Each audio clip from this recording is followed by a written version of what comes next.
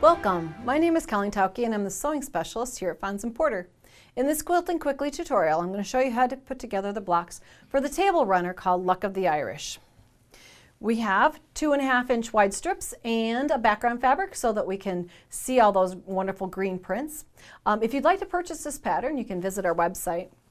From those 2.5-inch pre-cuts, we are going to be cutting 2.5-inch squares, and you need to have 4 that are matching in order to create the petals for the clover leaf blocks that we're going to create. So using 4 that match, you're going to then cut some smaller squares, and these are really tiny to work with, so just be careful, kind of don't distort them. And what we're going to do is we're going to mark each of those small squares with a diagonal. Now if you feel comfortable just making a quick diagonal seam across it without marking them, feel free to do that too. But just if you haven't done this before, it's a diagonal seam method, so we're going to be sewing from corner to corner across. Now you're going to end up doing this on 3 of the 4 sides of each of your green prints, and that will then create that rounded shape of the petal. Now once you've gotten it stitched across the block diagonally, then you want to trim away the excess, not too much waste there, and then open that out and press. I'm just going to finger press here, just nice and neat, try not to distort it too much. And then if you add 2 more, you would have the 3 pieces that create that petal. And then it's just the positioning with the one corner left empty is the very center. So create that center, join into rows and into rows, and then join the rows to make that 4 patch. And then each of the 4 patches you'll see here has a bar, a short one on one side, a little bit longer one on the other, just to give each of them kind of a space to float instead of being next to each other.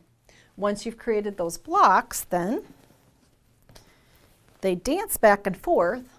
So we've got one like this, one like this, and they alternate down the project. Once you've made the required number, then you would attach those into a row, and you'll notice there's not a stem yet, but there doesn't need to be yet because it's going to be floating down onto a border. We're going to put a floating white inner border all the way around the top and the bottom. There is already a small bar here, so that's the spacer. So I guess it should look more like this.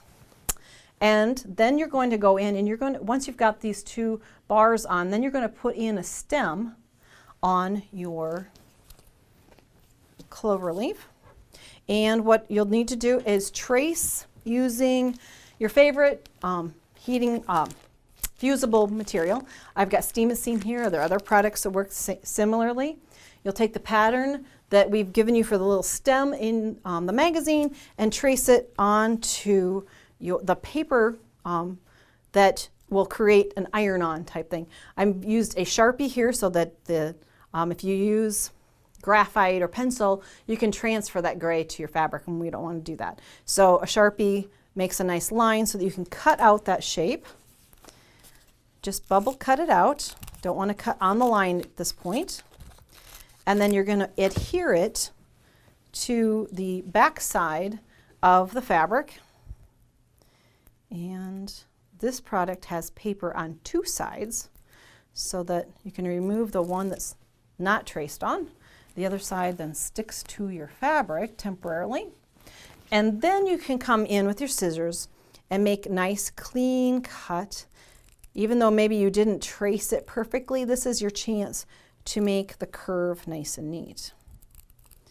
So you cut it out exact, and then you have a fusible stem that you can put in place.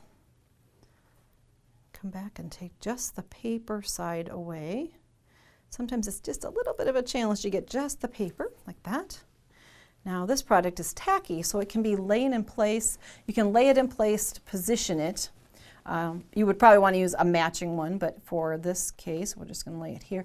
And it will extend onto that white wide border that you've created there once it's sewn in place. And then you can go back and you can use either a zigzag stitch or a blanket stitch by machine, or you can do it by hand and finish off those edges. And if you haven't done raw edge applique before, you can visit our Sew Easy section on our Fons and Porter page to find out more about doing those edge finishes for raw edge applique. So that creates then the whole interior portion of our table runner. What we have left then to do is to add borders that are pieced with simple blocks that will finish off your little holiday runner like this. And you have a long one here. So you have an easy project for that St. Patty's Day celebration. For more of our video tutorials, please visit our website. Thanks for joining me today.